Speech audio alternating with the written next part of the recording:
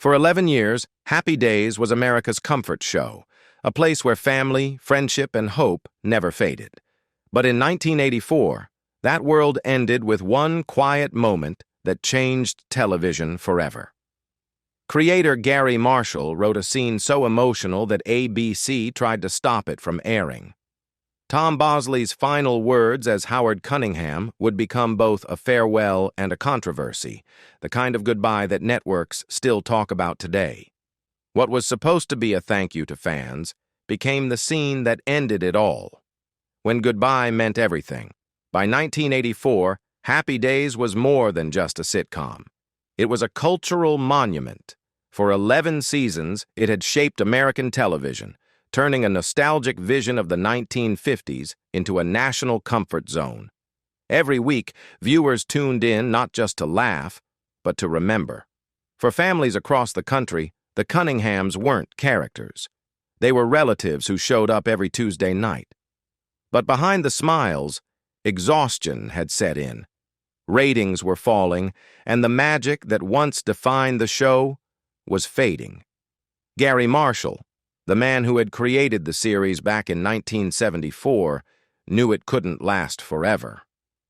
After hundreds of episodes, cast changes, and shifting storylines, he decided that the show's end needed to feel personal. It wasn't about spectacle or ratings. It was about gratitude. Tom Bosley, who played Howard Cunningham, was given the emotional weight of that farewell.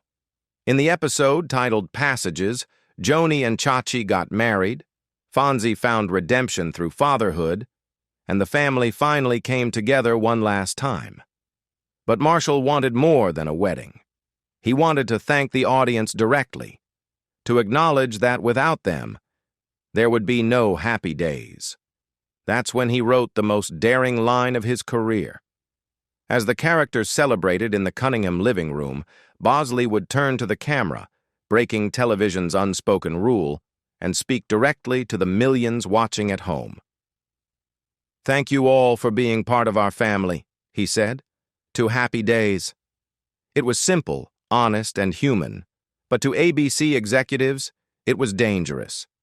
They feared it would ruin the illusion, shatter the fourth wall, and confuse viewers. Marshall fought back. For him, that line wasn't just dialogue, it was closure. After 11 years, Happy Days deserved to end with gratitude, not silence. And so, despite objections, the moment stayed. When it aired on May 8, 1984, it made history. Viewers cried, critics praised it. Even rival networks admitted the scene felt like a perfect goodbye.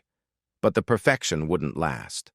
Because just weeks later, ABC made a decision that would undo everything. The network that killed its own show. February 1984 should have been a triumph for ABC. The network had secured exclusive broadcast rights to the Winter Olympics in Sarajevo, a global event that promised massive audiences and record-breaking advertising profits. But behind that excitement was a scheduling nightmare that would change Happy Days forever. The Olympics coverage dominated ABC's primetime lineup, forcing several of the network's shows, including Happy Days, off the air for nearly 2 weeks. Normally, such a disruption would have meant pushing the series finale to a later date, but ABC didn't want to lose momentum. They wanted to air Passages, the grand farewell, in May, right before summer sweeps. That choice meant trouble. The network had several completed episodes that were supposed to air before the finale. They couldn't simply vanish, but there was no room left in the schedule to broadcast them. Executives came up with what they thought was a clever solution: air the finale as planned, then release the leftover episodes later as bonus content. It was a decision made for convenience, and it broke the most sacred rule in television: when a story ends, it stays ended. On May 8, 1984, millions of Americans gathered for what they thought would be the end of Happy Days. Bosley's farewell speech aired exactly as Gary Marshall had written it, and fans wept. Ratings soared. For one night, the show recaptured its old magic. But only a month later, ABC quietly brought Happy Days back from the dead. In June 1984, without warning, the network began airing 5 unaired episodes, leftovers that had been shelved during the Olympic broadcast. Viewers turned on their TVs expecting reruns, only to find new stories featuring characters they had already said goodbye to. The result was confusion, frustration, and disbelief. Fans flooded ABC with letters demanding answers. Critics called it television vandalism. The emotional power of the finale evaporated overnight. What was supposed to be a timeless farewell suddenly felt meaningless. Just another marketing trick. The network's greed had undone everything Gary Marshall had built. The finale that once stood as one of television's most heartfelt goodbyes now felt like a lie. And for Henry Winkler, who had already been struggling to separate himself from the shadow of the Fonz, the damage went far deeper than ratings. The pain behind the Fonz's smile. Henry Winkler's story was nothing like the cool, confident image that made him famous. Long before he became the Fonz, he was a struggling New York stage actor with little money and few prospects. In 1973, he packed his bags and moved to Los Angeles with just enough savings to survive 1 month. He didn't know anyone. He had no plan, just a dream of landing a small TV role. That dream became a miracle. Winkler walked into an audition for a new sitcom called Happy Days. The role of Arthur Fonzarelli was written as comic relief, a tough-talking sidekick with a few lines per episode. But when Winkler read, something changed. He gave Fonzie heart. He added hesitation, humor, and quiet strength. Suddenly, the producers saw not just a character, but a star. Within a year, everything exploded. By the mid-1970s, the Fonz was a national icon. Kids imitated his walk. Toy companies printed his face on lunchboxes and T-shirts. His leather jacket became a museum piece. But while America celebrated its new hero, Winkler was falling apart inside. He had built his identity around a role that didn't belong to him anymore.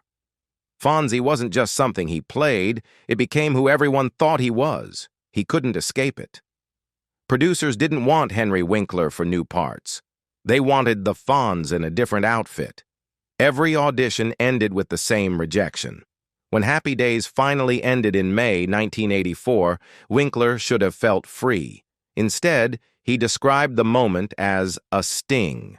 After a decade of playing the same man, he woke up the next morning and realized he didn't know who he was anymore. The applause was gone, the scripts stopped coming, and the silence that followed was deafening. For years, he drifted, directing small TV movies, producing MacGyver, and quietly fighting self-doubt. The man who once made jukeboxes play with a snap of his fingers now struggled to pay his bills. He feared slipping back into the poverty he'd escaped. But Winkler wasn't done. By the 1990s, he began rebuilding his career, taking small, self-aware roles that poked fun at his image. He became Principal Himbry in Scream, then Barry Zuckerkorn in Arrested Development. And in 2018, his Emmy-winning performance in Barry proved what he had always known. Behind the Fonz's cool grin was an actor capable of much more than a catchphrase. Yet even after all that, Winkler admitted something few ever knew, that the Happy Days finale still haunted him, because just when he thought the show had finally found peace, ABC brought it back from the dead. The 5 episodes that killed the finale of Happy Days, titled Passages, was supposed to be the end. Fans cried, critics praised it, and Gary Marshall's closing moment, with Tom Bosley breaking the fourth wall, was instantly recognized as one of television's most heartfelt goodbyes. But then came what viewers would later call the 5 episodes of death.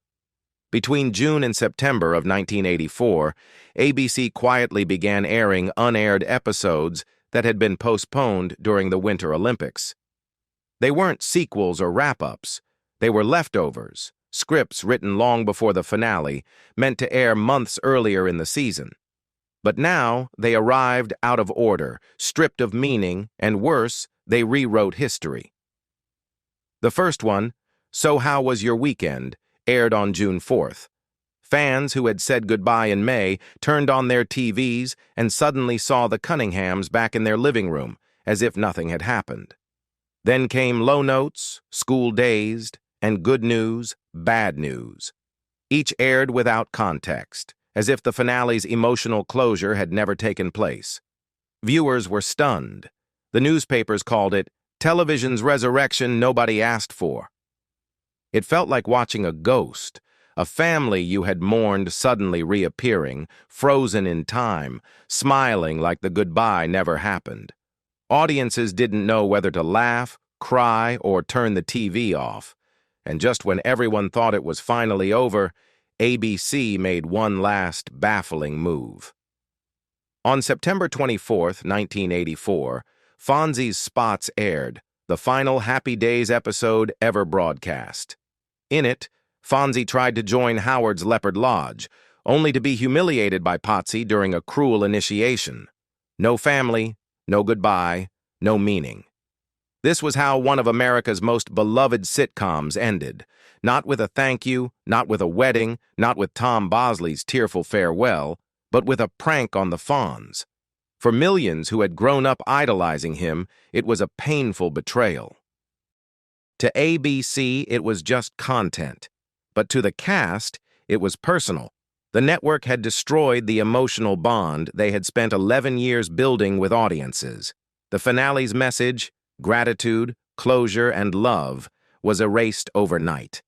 For the first time, television critics began talking about finale protection, the idea that once a series says goodbye, it must stay gone. In many ways, Happy Days' mistake reshaped the entire TV industry. But while ABC's reputation took a hit, one man bore the emotional fallout more than anyone: Gary Marshall. Gary Marshall's last battle with ABC. For Gary Marshall, Happy Days had never been just a show. It was his love letter to family, friendship, and the American dream. From its debut in 1974, he built it as an antidote to cynicism, a world where problems could be solved with laughter and a hug around the kitchen table. For a decade, it worked. The series became a pillar of ABC's success and one of the most profitable sitcoms in history. But by 1984, Marshall's relationship with the network that once adored him had soured. ABC executives had grown obsessed with ratings and merchandise, not stories. To them, Happy Days was a brand, one that could be squeezed for every last ounce of profit. To Marshall, it was something sacred. So when the network began pushing for creative control over the show's finale, he pushed back hard.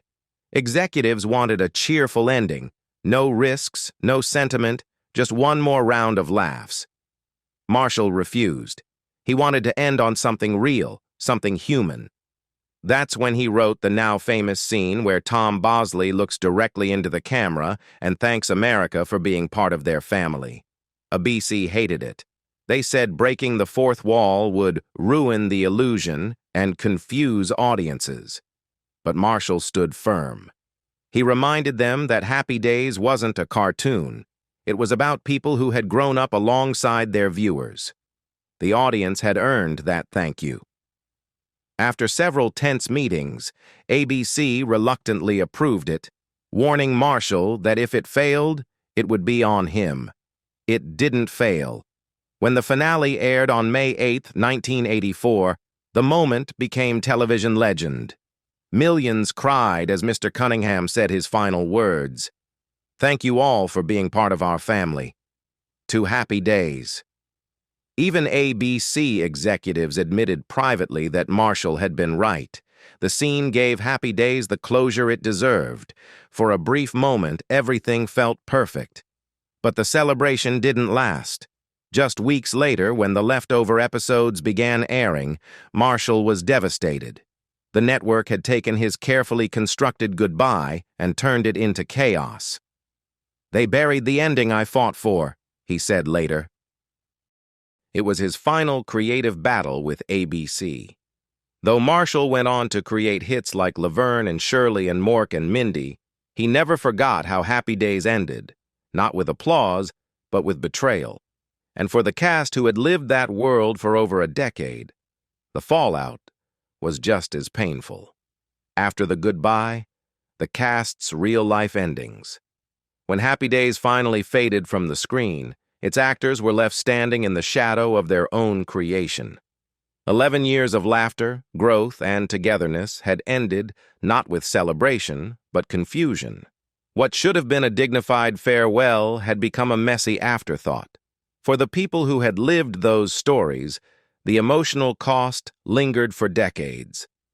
Ron Howard, who had played Richie Cunningham since he was 19, took the finale as a sign to move on. By that time, his passion had already shifted behind the camera. Within a few years, he was directing Cocoon and Splash, and by 2001, he would win an Oscar for A Beautiful Mind. But even as he built one of Hollywood's most respected directing careers, he often credited Happy Days, and its painful ending, for teaching him the importance of creative control. "That's when I learned what happens when art meets business," he once said. For Henry Winkler, recovery was slower. The Fonz had made him a star, but it also trapped him. Casting directors couldn't see past the leather jacket. Years passed before he could prove he was more than a catchphrase. Eventually, roles in Scream, Arrested Development, and Barry restored his reputation, but the ghost of Fonzie and the anticlimactic end of Happy Days followed him for life. Winkler later admitted that he still winced when fans brought up the finale. "I wanted them to remember the family, not the leftovers," he said. Marion Ross, who played the beloved Mrs. Cunningham, kept working on stage and television, appearing in Gilmore Girls, That 70s Show, and dozens of other projects. Yet fans still quoted her final line from Passages, "Thank you for being part of our family." For many, she was America's mother. Tom Bosley's death in 2010 reopened old wounds for fans who had never forgotten his final speech. Newspapers called him the father who thanked a nation. When he passed, tributes poured in as if the Cunningham patriarch himself had died. Erin Moran's fate was more tragic. The child who had grown up on camera as Joni Cunningham struggled to find work and stability after the show. Her spin-off, Joni Loves Chachi, failed quickly. Years later, she died in 2017, her life a painful reminder of how fame can vanish overnight. For every cast member, Happy Days was both a blessing and a curse, a family that had loved them, but one that would never truly let them go. For some, Happy Days ended with a father's heartfelt thank you. For others, it ended with confusion and 5 forgotten episodes that erased the magic. Either way, it marked the end of an era in television. Which ending do you remember? The farewell that made you cry, or the chaos that came after? Tell us in the comments below, and don't forget to like, subscribe, and hit the bell for more stories behind TV's most unforgettable goodbyes.